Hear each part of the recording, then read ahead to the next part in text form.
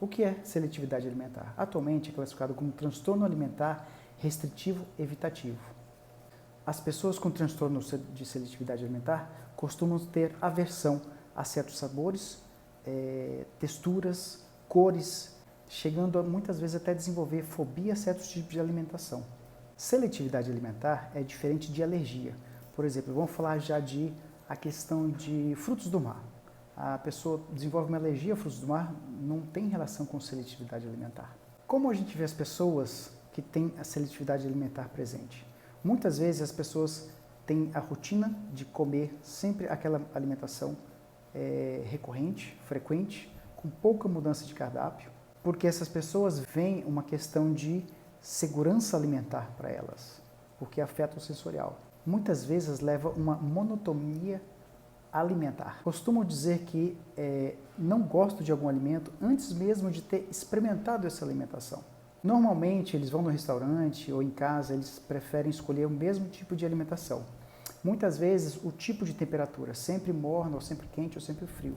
Alguns sentem aversão a certo tipo de comida, alguns tipos de vegetais, alguns tipos de frutas, algumas alimentações cítricas, né? Por exemplo, e pode ter a questão do déficit nutricional de vitamina C, que muitas vezes está nas frutas cítricas, né? Muitas se sentem ansiedade quando é oferecido algum tipo de alimento diferente que não seja de rotina, com medo de produzir aversão, ou até inclusive vômitos e náuseas pode produzir, e eu já vi alguns casos. No caso das crianças, muitas vezes, o que acontece? A gente oferece uma alimentação diferenciada do cardápio dessa criança e geralmente ela vai fechar a boca e não vai querer experimentar, sendo que nunca soube, por mais que você fale que é deliciosa, e ela já tem aquela predisposição a dizer que não vai ser agradável para o paladar dela.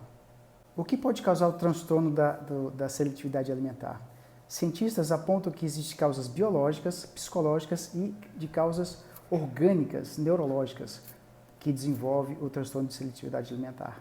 Alguns estudos apontam que essa questão do gosto, da degustação, das papilas gustativas é tão sensitiva que gera a questão da seletividade alimentar, gerando uma fobia, uma aversão aos gostos mais intensos do paladar.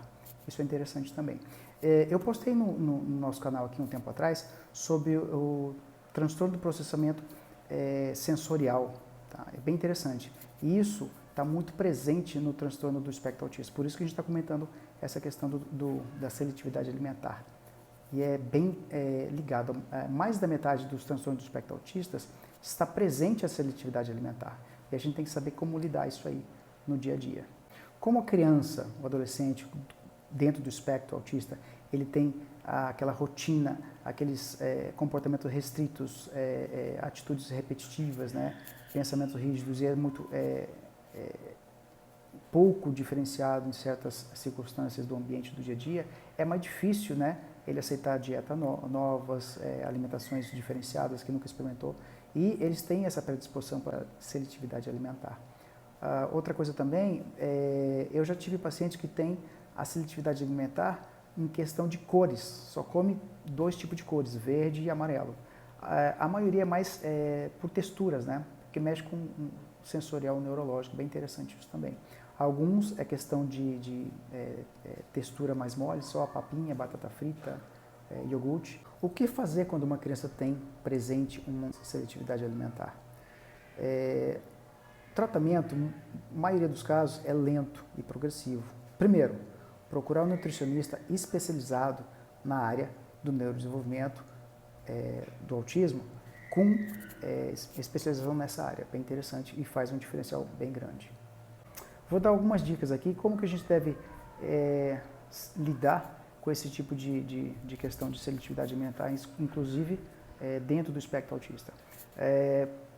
A gente deve, por exemplo, na alimentação, evitar eletrônicos, para focar mais na alimentação, um ambiente agradável, nunca introduzir bruscamente a questão de mudança de dieta alimentar para a criança. Devemos evitar cobrança de algum comportamento, alguma rotina de casa, tarefa de escola, no momento da alimentação.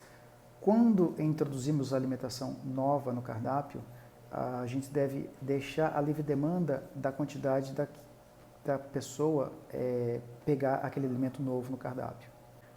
Propor estratégias de introduzir novos alimentos na dieta dessa criança e introduzindo lentamente a alimentação mais saudável, gradualmente e claro, com comportamento, com reforço comportamental positivo, isso é importante também. Fica aí a dica então, abraço, até a próxima.